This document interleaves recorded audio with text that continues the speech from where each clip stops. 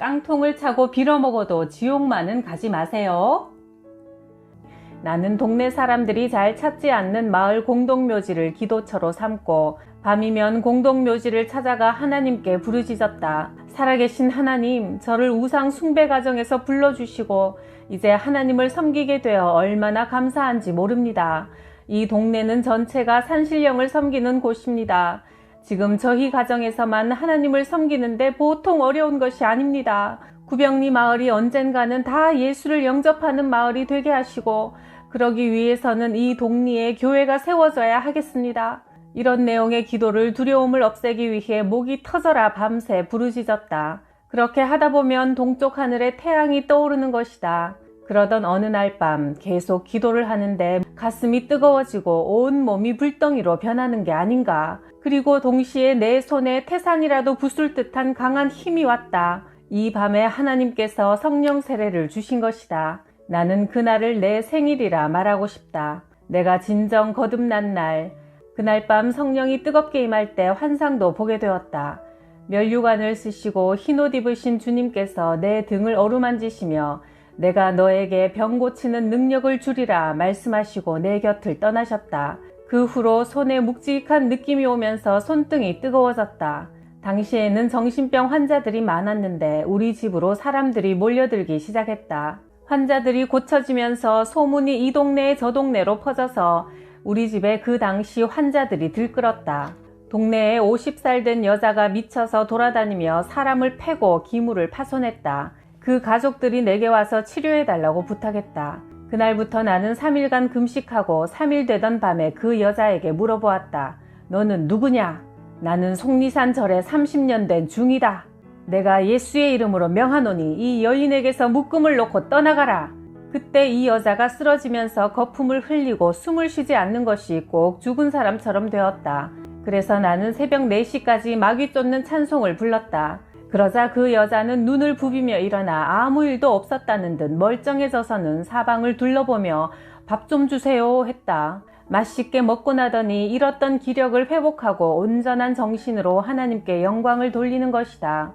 동네 또 어떤 남자는 노름을 하다가 돈이 떨어져 집에 가서 돈을 가져오려고 지름길인 공동묘지를 지나가게 되었다. 그런데 누가 자기 이름을 부르기에 뒤돌아보았는데 그 순간 귀신이 들어가 그는 힘이 장사가 되었고 옷을 벗고는 온 동네를 날뛰며 돌아다니는 것이다. 사람들은 내게 이 사람을 고쳐달라고 데리고 왔다. 나는 그를 치료하기 위해 하루에 한 끼씩 금식하며 밤새 철야 기도를 했다. 14일쯤 되는 어느 밤 기도하다가 환상이 보였다. 큰 살모사 뱀이 그 정신병 환자 속에서 나오기에 몽둥이로 때렸더니 뱀은 멀리 도망가고 말았다.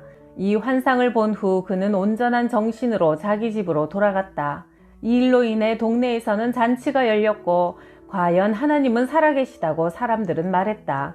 당시는 교회가 세워지기 전이라 우리 집에 모여서 예배를 드렸는데 그로 인해 불신자들이 몰려들었고 고침받은 그 분은 후에 교회의 재정 집사님까지 되셨으니 이것이 바로 초대교회 사도행전의 역사가 아니고 무엇이랴. 공동묘지에 가서 하나님께 성전 지을 땅을 달라고 날이면 날마다 부르짖던 어느 날 밤 환상을 보게 되었다. 보은 군수가 찾아오셨기에 돗자리를 깔아드리고 대접해 드렸는데 이튿날 친척 중 한 사람이 교회 부지를 기증한 것이다. 그러나 교회를 지으려 해도 돈이 없어 산에 가서 성전 대들보용 나무를 베어왔다. 그런데 얼마 후에 보니 윗집 사람이 그 대들보를 가져다가 옥수수 말리는 용도로 사용하고 있었다. 내가 찾아가서 말했다. 이 나무는 성전 대들보용으로 우리 성도들이 산에서 베어온 것이니 돌려주십시오. 그러자 생사람 잡지 말라며 우리 나무일세라고 펄쩍 뛰는 것이다. 하도 우겨서 그냥 돌아와서는 하나님께 기도만 했다. 하나님, 저 나무는 이미 주님의 것으로 구별된 대들보인데 저들이 자기네 것이라고 저렇게 우기니 주님께서 직접 해결해 주십시오. 이렇게 부르짖자 하나님은 우리 기도에 응답하셨다. 그 집에는 큰 소가 한 마리 있었는데 갑자기 외양간에서 뛰쳐나오더니 항아리에 가득 담긴 보리쌀 2마리를 정신없이 먹고는 배가 남산만해졌고 결국 배가 터져서 죽고 말았다. 그러자 그 집 사람들이 벌떼처럼 우리 집에 몰려들어 씩씩거리며 말했다.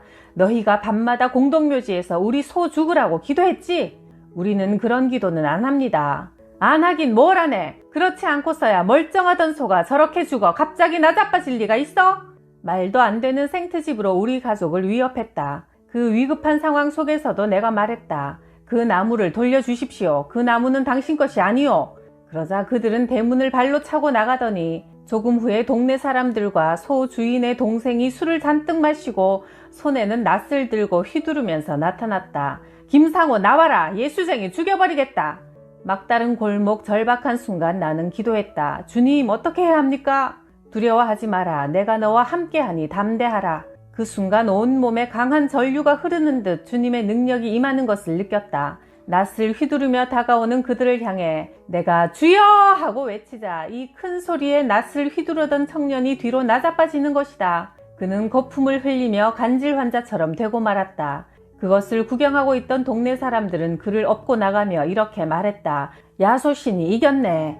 그런데 거품을 물고 쓰러졌던 그자의 아버지가 또 갑자기 죽어버렸다. 어찌 보면 내 원수의 집이지만 나는 예수 사랑을 전하기 위해 쌀 2마를 가지고 조문을 갔다. 그리고 3일장을 치를 때까지 이를 도우며 관을 메고 산에 오르고 장지까지 갔다. 그러자 나를 보는 동네 사람들이 예수쟁이는 뭐가 달라도 달라라는 것이다. 그 뒤 1년 후에 교회가 구병리에 세워졌으니 이 얼마나 감격스러운 일인가. 산제당을 만들어 놓고 1년에 2번씩 산신령에게 제사를 드리는 산골마을에 하나님의 성전이 세워지다니. 비록 흙벽돌로 지은 조그만 예배당이지만 내가 전도한 믿음의 식구들은 얼싸안고 좋아하며 성전을 주신 하나님께 감사의 찬양을 올려드렸다. 나는 예수 믿을 때부터 결심한 것이 있다. 행함 있는 성도가 되자. 행함이 없는 믿음은 죽은 믿음이라고 하셨으니 나의 행동으로 신앙을 보여주자. 또 한 번 동네에 초상이 났을 때 장지까지 따라갔는데 그 중에 술 먹은 사람이 절벽에 떨어져 죽게 되었다. 머리 절반이 깨져 피투성이었다. 어느 누구 하나 거드는 사람이 없어 내가 그를 들쳐업고 산에서 내려와 또 초상을 치러주자 동네 사람들이 이구동성으로 말했다. 예수를 믿으려면 김상호처럼 믿어야 돼. 그럼 저 사람은 진짜 예수쟁이야. 무당 장모님이 우리 집에 머물고 계실 때였다.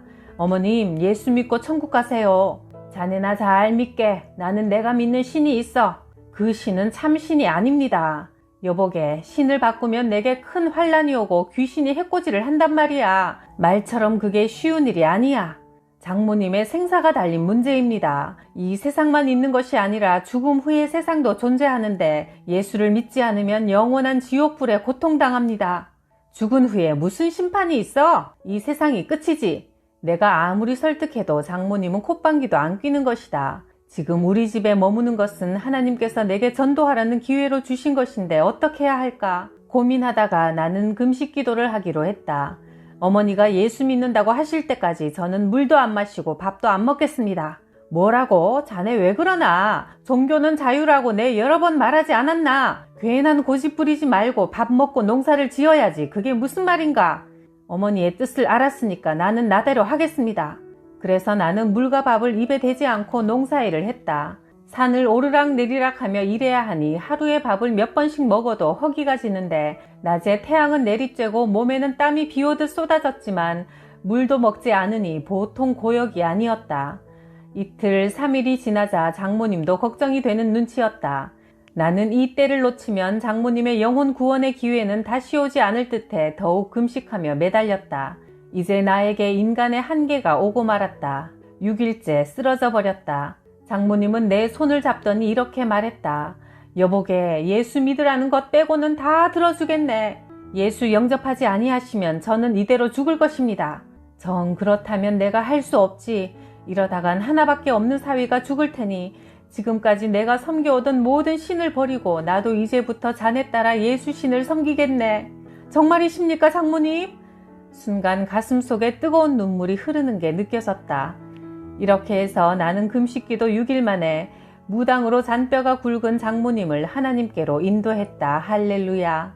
한 영혼을 마귀 나라에서 빛의 나라로 데려오기 위해 생명건 기도를 할 때 하나님께서 반드시 응답하신다.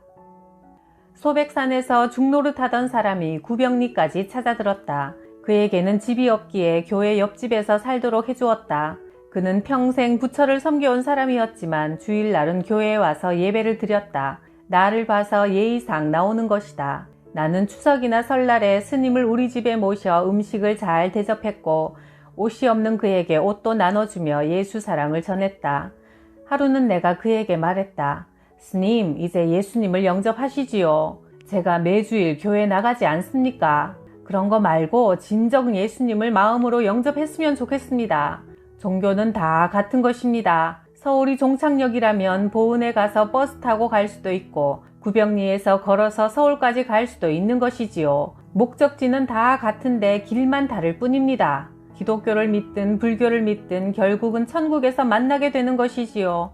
아닙니다, 스님. 스님은 지금 잘못 알고 계십니다. 천국 가는 길은 오직 하나, 예수님을 통하지 않고는 구원받을 수 없습니다.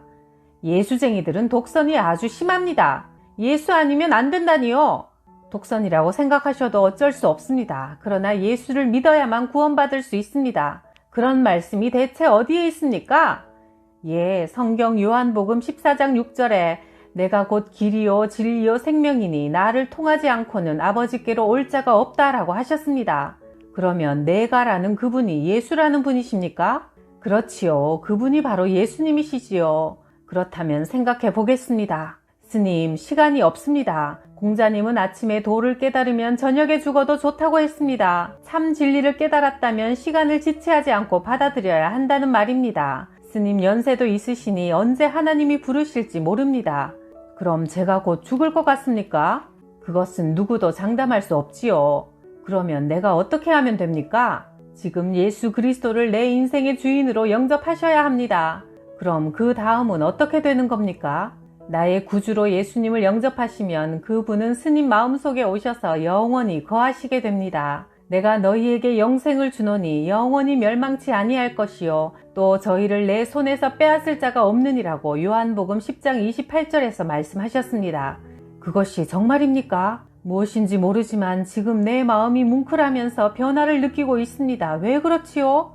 지금 주님께서 스님 마음속으로 찾아오셨기 때문입니다. 그럴 수가 있는 것입니까? 그럼요. 그분은 살아계신 하나님이시니까요.